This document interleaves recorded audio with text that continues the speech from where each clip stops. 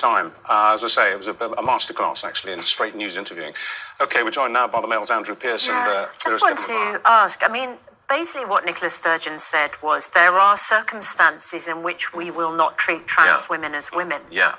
And a lot of women's rights activists who face being called transphobic would say that's exactly what we've been saying. And this shouldn't just apply to female-only spaces in prison. This should apply to other female-only It's what people like J.K. Rowling were saying all along. She also said in that interview that there were tests in place when it came to trans women involved in crime.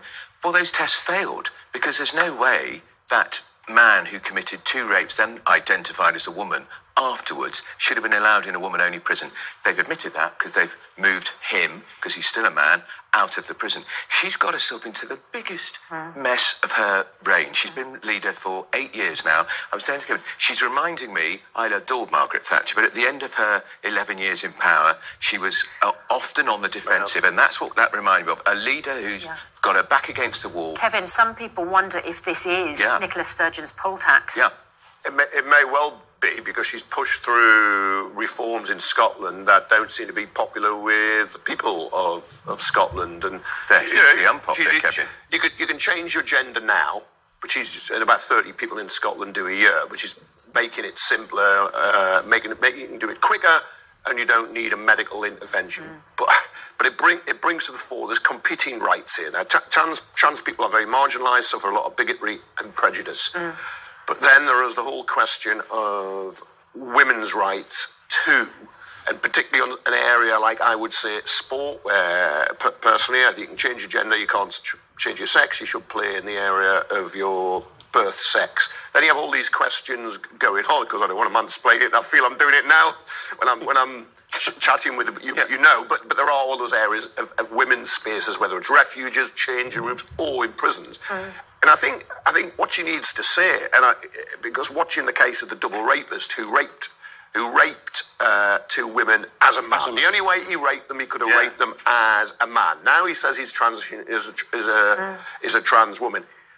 The truth is, I look at that case and I think, is he really a trans woman, or is he gaming the system? Which is why trans women look at that case and say, we don't want anything bad with that person. Or they might well think that. It gives trans women a bad name. But the other thing here is, how dare Nicola Sturgeon criticise people who are concerned about this legislation that she's pushed through Scotland? How dare she call people like me a bigot? She said some. They say some. But some are. But most people in Scotland are decent, hard-working people. They just appall to think 16-year-olds can change If she had to do that interview again today, I'm struggling to think how she'd answer those questions. I don't think she could have done it any other way. And the other thing is, Richard, there was an opportunity for the Scottish Government not to do this, because the Tories tabled an amendment in the Scottish Parliament to exclude prisoners, which would stop trans women, male who've committed crimes like rape, going into a women's prison, and the SNP and Labour rejected it. Yeah, that's violent offenders, particularly offenders against women, because there are in England and Wales, the system is somewhat different on prisons, and you need the Justice Secretary's authority to do that. But there are trans women in women's prisons. You have people who are born as their sex was men, now women.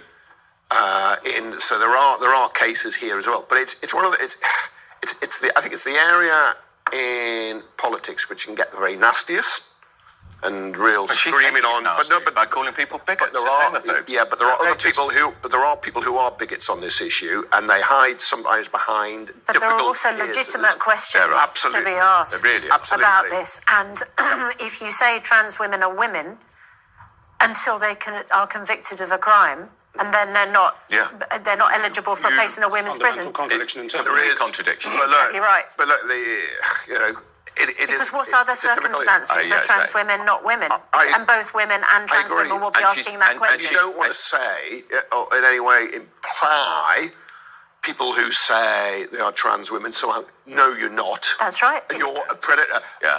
But the law has to cope with people who may be predators. And it's not bigoted of Rishi Sunak, the government in Westminster, to try to block this in Scotland, because he's thinking about it a UK-wide issue, and it impacts on equality legislation here. Okay. That's a separate issue, though, and whether the changes in Scotland were significant enough to trigger that. Well, speaking of separate issues, let's move to the teacher strike.